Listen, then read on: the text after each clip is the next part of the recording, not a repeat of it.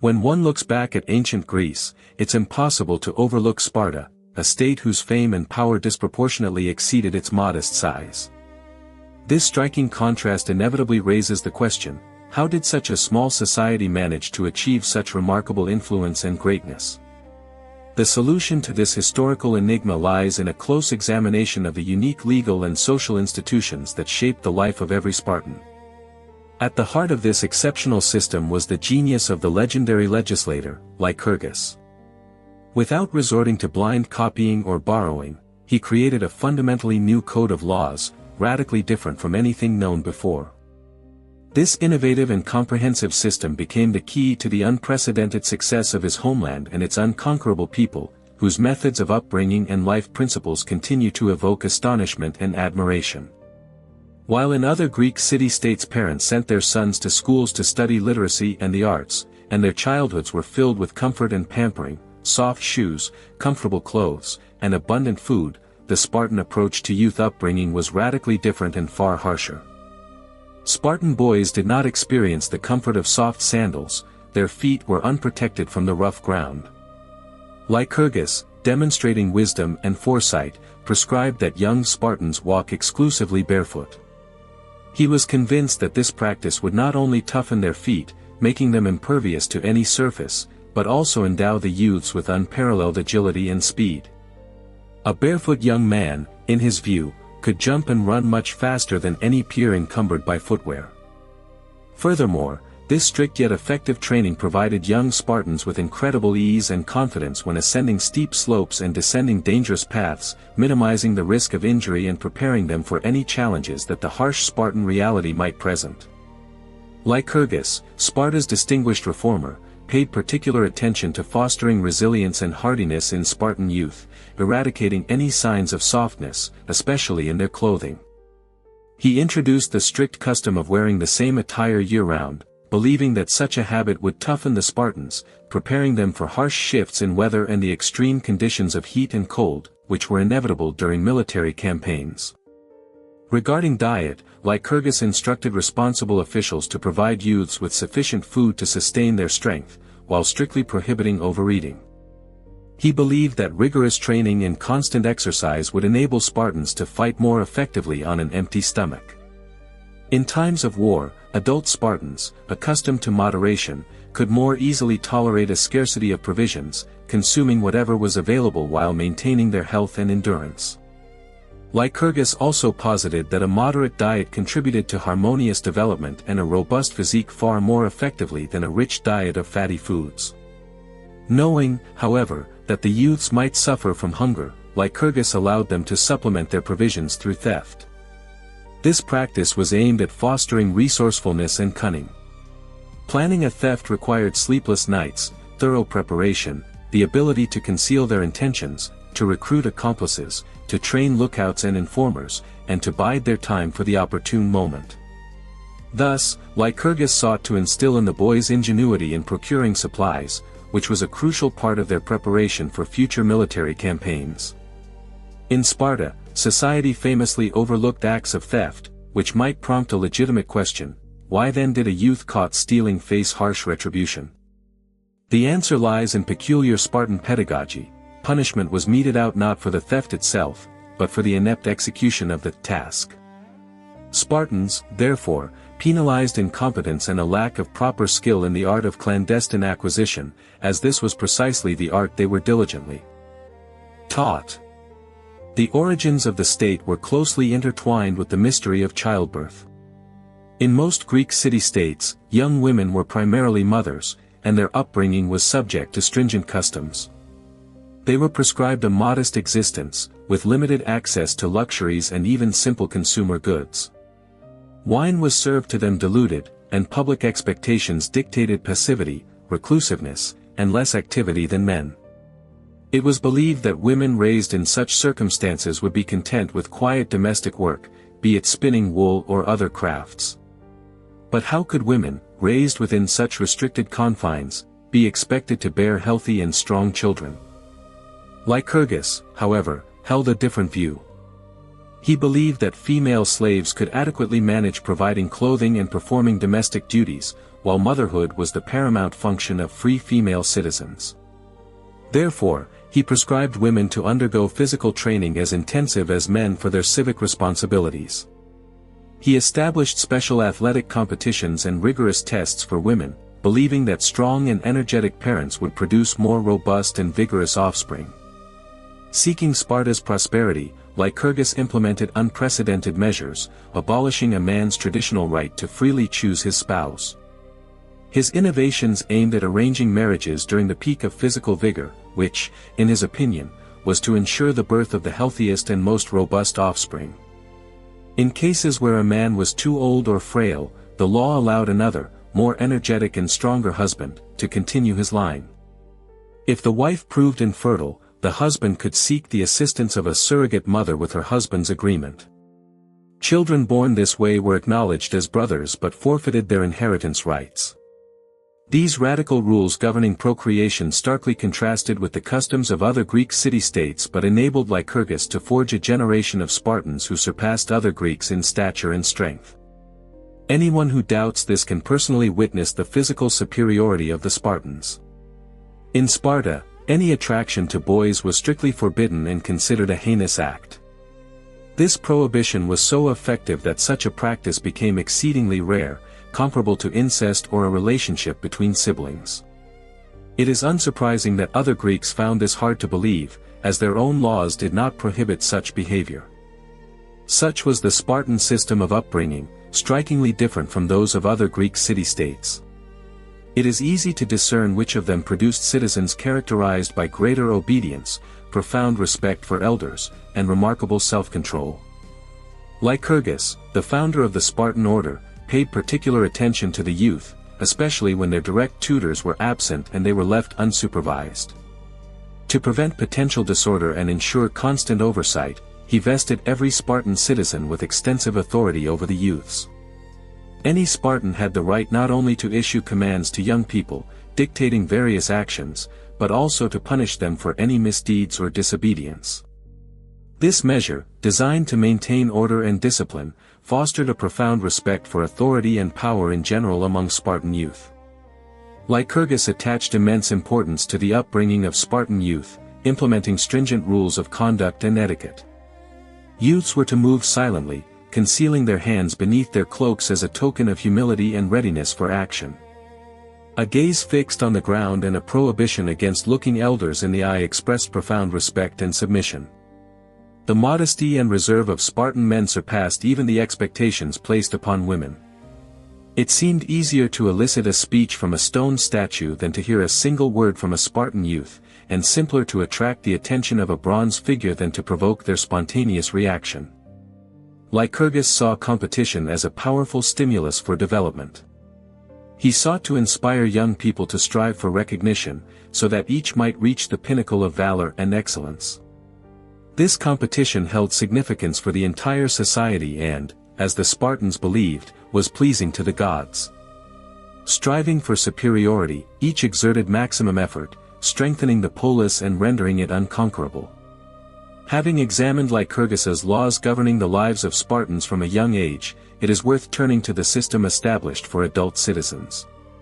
In the history of ancient Greek city-states, the figure of Lycurgus, Sparta's legislator, holds a unique position, as he radically altered the Spartan way of life, introducing practices that substantially diverged from generally accepted norms in other Greek city-states.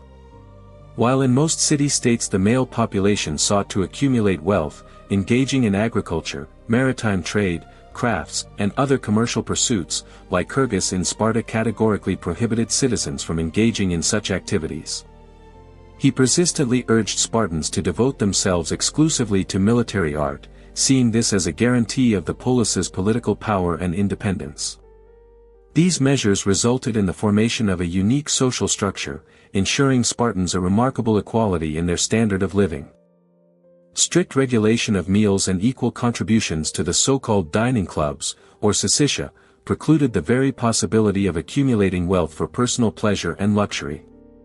Furthermore, in Sparta, there was no scope for the desire to acquire expensive attire and ostentatious splendor, as men were judged not by their clothing or income, but solely by their physical development and physique.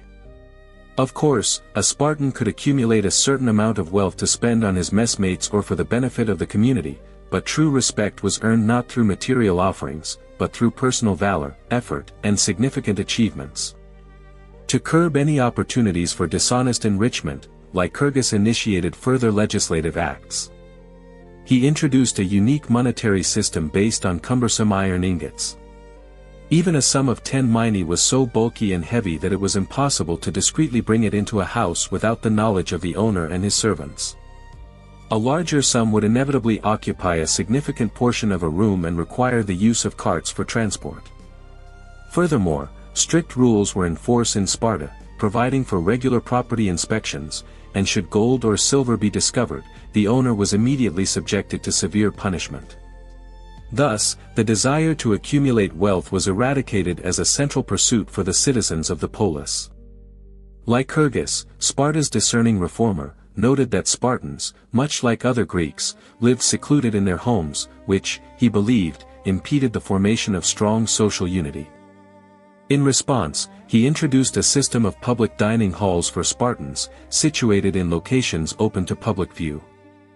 The diet in these dining halls was rigorously controlled, providing each citizen with what was necessary, yet avoiding both excess and deficiency. Furthermore, Lycurgus abolished the practice of compulsory wine drinking, where a cup was passed around, considering it detrimental to health and clarity of mind. Instead, he established the rule that everyone should have their own cup and drink at their discretion, believing this to be the safest and most beneficial way to consume wine. These public dining halls also precluded the possibility of extravagance and the organization of lavish feasts with gluttony and excessive alcohol. Lycurgus also attached importance to the influence of diet on citizens' physical form. He believed that an individual diligently performing their duties or possessing outstanding personal qualities would inevitably develop a fine physique. Based on this, he required senior instructors in gymnasia to strictly coordinate the intensity of exercises with the amount of food consumed. The training he devised was aimed at the harmonious development of all parts of the body, including legs, arms, and neck. Historians and observers agree that Lycurgus achieved considerable success in this endeavor, as Spartans throughout the centuries were renowned for their robust health and outstanding physical strength, surpassing all other peoples. Spartan institutions presented a stark contrast to the generally accepted norms prevailing in Greek city-states, particularly concerning social organization. While in most city-state citizens held the exclusive right to control their children, servants, and property, Lycurgus aimed to create a society where every Spartan would feel an indissoluble bond with others and benefit from collectivism. To this end, he vested every father with authority not only over his own offspring but also over the children of other citizens. It was assumed that such a system would foster in fathers a sense of responsibility for the well-being of all Spartans, prompting them to treat other children as carefully as they would wish their own to be treated. Indeed, a son's complaint that he had been disciplined by another boy's father was considered the height of impropriety and would likely incur further punishment from his own parent. A similar principle extended to the use of horses, if a citizen urgently needed to travel somewhere, he had the right to take any horse he fancied, thereby emphasizing the idea of shared resources and mutual assistance. Lycurgus devised many ingenious plans aimed at ensuring citizens unreservedly obeyed his legislative decrees. However, one of his most far-sighted decisions was to consult the Delphic oracle, a recognized spiritual center of the Greek world, before presenting his code of laws to the Spartan people. Accompanied by Sparta's most influential citizens, Lycurgus arrived in Delphi and put a question to the god Apollo. He wanted to know whether the adoption of his new constitution and the strict observance of the laws he had devised would be beneficial for Sparta. Receiving an affirmative answer from the god, Lycurgus returned home and presented his laws to the people, unequivocally stating that anyone who dared to question Apollo's judgment, conveyed through the Pythia, would be deemed sacrilegious. Another undoubted and admirable achievement of Lycurgus was his ability to convince Spartans to prefer a glorious death in battle to the ignominious life of a coward fleeing from combat. This aspiration had undeniable advantages, as Spartans lost far fewer warriors in battle by showing steadfastness and courage, rather than attempting to escape by flight. It is noteworthy that soldiers usually avoid death on the battlefield by displaying valor, not cowardice. Bravery serves as a powerful stimulus for warriors, imparting strength and resourcefulness, and, evidently, it is from valor that glory, which all people so ardently seek, arises. Lycurgus ensured that happiness awaited the brave, while inevitable suffering awaited cowards.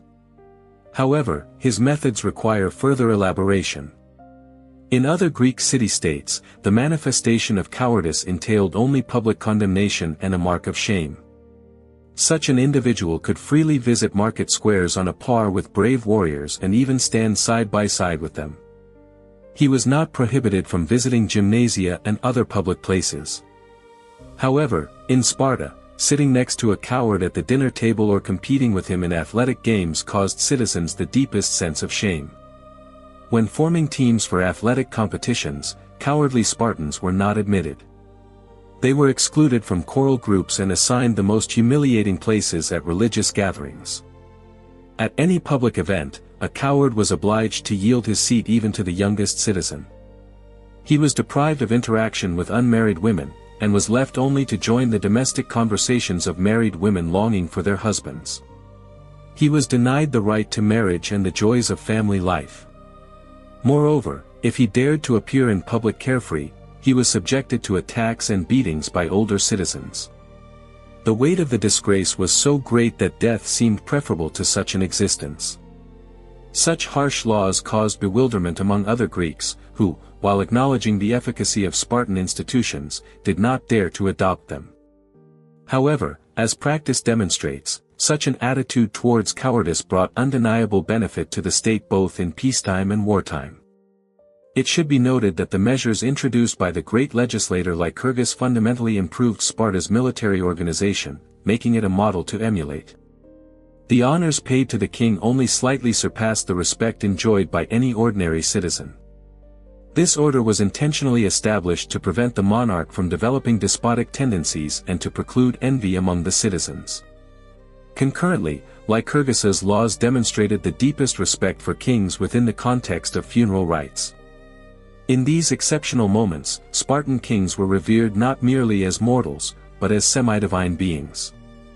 In an era of warlike clashes, the Council of Wise Men promptly promulgated a decree regulating the age threshold for conscription into the army. First, the finest cavalrymen and hoplites were selected, and then the need for masters of various crafts was identified to equip the army with everything necessary for a successful campaign. Well in advance of military operations, the tools and weapons required by the army were assembled. Lycurgus, the legislator, commanded warriors to don scarlet battle cloaks, for this color symbolized courage and valor, alien to feminine attire. Furthermore, youths were permitted to wear long hair, which visually increased their stature, making them more imposing in the eyes of the enemy. Contrary to popular belief, Spartan infantry formations were distinguished by their simplicity and clarity of organization, precluding errors even for inexperienced warriors. The chosen few were honored to lead the ranks, while the rest followed the general movement, as if a single organism. Military regulations prescribed every Spartan to diligently engage in gymnastic exercises even during a campaign, to maintain morale and demonstrate their physical prowess. Training grounds were situated near regimental camps, so that warriors could always quickly return to their weapons if necessary. Immediately before battle, warriors were ordered to meticulously polish their armor until it gleamed. Youths combed and styled their hair, preparing for the impending battle. Then they were reminded of their sacred duty, urged to be resolute, and emitted loud battle cries. To conclude the preparations, warriors unanimously shouted words of support to their commanders, strengthening morale and cohesion. Indeed, contemplating the unique training of Spartan warriors, one inevitably concludes that other Greek soldiers seemed merely dilettantes, clumsily improvising on the battlefield. Only Spartans represented the embodiment of true, unsurpassed military mastery. The Greek army, assembled in anticipation of the Persian invasion, comprised the following contingents: 300 Spartan hoplites, 120 warriors from Tegea and Mantinia, located in Arcadian or Commonus, as well as 1,000 fighters from other parts of Arcadia. They were joined by 400 Corinthians, 200 Phlyaesians, and 80 Mycenaeans. From Boeotia came 700 Thespians and 400 Thebans. Each detachment had its own commanders, representing the interests of their native city-states, but the supreme commander of the entire united army was Leonidas of Lacedaemon, whose wisdom and courage earned universal respect. These warriors, led by Leonidas, were dispatched by the Spartans as an advance guard to inspire their allies. It was hoped that, upon witnessing their resolve, the other Greek city-states would be emboldened, take up arms, and not defect to the Persians, as had occurred with some other polities. This was the initial objective of the mission. However, as the vast Persian army drew closer to the Thermopylae Pass, the Greek warriors began to feel apprehension and doubt. Heated debates erupted over whether they should hold their positions or retreat. Leonidas, recognizing that his forces were insufficient to confront the full might of the Median army, made a firm decision to remain and immediately send messengers to the Greek cities, pleading for reinforcements. While the Greeks were engrossed in these debates, Xerxes dispatched a mounted scout to assess the enemy's numbers and intentions. The horseman entered the camp unhindered, thoroughly inspected it, and carefully observed the goings-on. To his surprise, he saw some warriors performing gymnastic exercises while others leisurely combed their hair. Astonished by what he saw and having accurately determined the size of the Greek force, the scout returned to Xerxes without incident and reported everything he had witnessed. No one pursued him or even paid him any attention. Upon the observer's return with his report on the strange behavior of the Spartans, Xerxes was unable to grasp the deeper meaning of what was happening. He could not comprehend that the Lacedaemonians were preparing for a fight to the death, intending either to destroy as many enemies as possible or to face inevitable demise in battle. Such conduct seemed absurd to him and worthy only of ridicule. Perplexed, the Persian king immediately summoned Demaratus, son of Ariston, who was in his camp. Upon the exile's arrival, Xerxes began to question him thoroughly, seeking to penetrate the essence of the Lacedaemonians' actions and understand their true motives. "I already tried to explain to you, O king," Demaratus began, "the nature of these men at the very outset of our expedition to Hellas, but then you merely scoffed at my words. Now, I beg you, listen to me with full attention. These warriors have come here to fight us for this narrow pass, and it is for this that they are diligently preparing. Their ancient custom dictates that they meticulously comb their hair when facing mortal danger, as a sign of readiness for their final battle." Demaratus continued, "Moreover, I dare say that if you manage to break their resistance and destroy the few who remain in Sparta, then in the whole world there will be no other people capable of withstanding your might. You stand before the noblest kingdom and city, and before the bravest men in all of Hellas." Xerxes, uninclined to believe such incredible words, doubtfully asked Demaratus how such a small force could dare to fight against his innumerable army. "O king," Demaratus confidently replied, "you may call me a liar if the outcome of this battle does not bear out my words." Despite Demaratus's assurances, Xerxes remained unconvinced. For 4 long days, the Persian king waited, hoping that the Greek warriors would abandon their positions out of fear. However, on the 5th day, seeing that they were not retreating, and judging their stubborn resistance to be an act of impudence and recklessness, Xerxes flew into a rage. Meanwhile, a rift was developing in the Greek camp at Thermopylae. Some warriors insisted that under no circumstances should they abandon their post, while others categorically disagreed, considering such a decision suicidal. Soon, their disagreements led to a division. Some warriors left Thermopylae and headed for their home cities, while others decided to remain with Leonidas, ready to share his fate. It is said that Leonidas himself, motivated by concern for the safety of his allies, sent them home. However, for him and his Spartans, it would have been the greatest dishonor to abandon the battlefield they had first volunteered to defend. Having completed the solemn rites in memory of his son, Xerxes gave the order for the assault to begin. Xerxes' troops, comprising numerous foreign contingents, surged forward in attack. The Greeks, led by Leonidas, aware of the inevitability of their demise, met the enemy beyond the narrow pass. Many foreigners met their death, for their commanders, standing behind the ranks with whips, drove the soldiers forward, regardless of casualties. Many were thrown into the sea, where they perished, but even more were trampled by their own comrades. In that terrible crush, no one paid attention to the dying. The Greeks, knowing they were destined to fall at the hands of the enemy who had outflanked them via the mountain path, resisted with unparalleled courage and desperation. In time, the spears of most Greek warriors broke, and they continued to inflict death among the Persians with their swords. In this fierce struggle, Leonidas fell, displaying incredible valor, and with him perished other renowned Spartans. In that battle, 2 of Xerxes' brothers also perished. A fierce struggle erupted for Leonidas's body between the Persians and the Lacedaemonians. The Greeks, displaying immense bravery, for times recovered the body of their leader, putting the enemy to flight. They continued to fight with their swords until these broke, and then resorted to hand-to-hand combat, using their fists and even their teeth, until the enemy overwhelmed them, unleashing a hail of missiles. This is how bravely the Lacedaemonians and Thespians fought. Legends tell that the bravest of all was the Spartan Dionysus, whose words became legendary. Before the battle with the Medes, he was informed that the enemy was so numerous that their arrows would obscure the sun. But Dionysus, unfazed, calmly replied, "That is good news, for if the Medes obscure the sun, we shall fight in the shade." All the fallen warriors, including those who left the battlefield on Leonidas's orders, were buried where they met their end.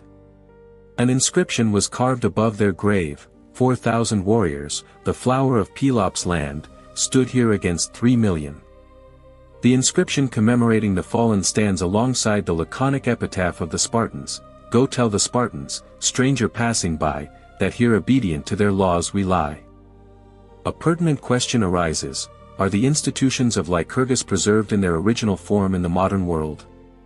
A definitive answer to this question is difficult to provide. It is known that in the past, Spartans were strictly forbidden from leaving their homeland due to fears of the corrupting influence of foreign customs. They preferred to remain in their communities, content with modest means and simple living. However, in our days, Spartans have become supreme rulers of independent city-states, succumbing to the temptations of flattery and corruption. If formerly the possession of gold instilled in them a fear of exposure, now they openly display and even flaunt their wealth. For many influential Spartans, spending the remainder of their lives outside their native land, as rulers or governors in prosperous foreign lands, has become an enticing prospect. In the past, Spartan leaders aspired to honorable positions in their own state. Now, however, they engage in unsavory conspiracies to seize power in foreign communities. Once, representatives of Greek city-states appealed to Sparta to lead them in the fight against oppressors. Now, however, the Greeks openly call upon each other to unite and resist the resurgence of Spartan dominance. It is no wonder that such sharp criticism is leveled against the Spartans. It is clear that they have deviated from the precepts of the gods and the fundamental laws of Lycurgus.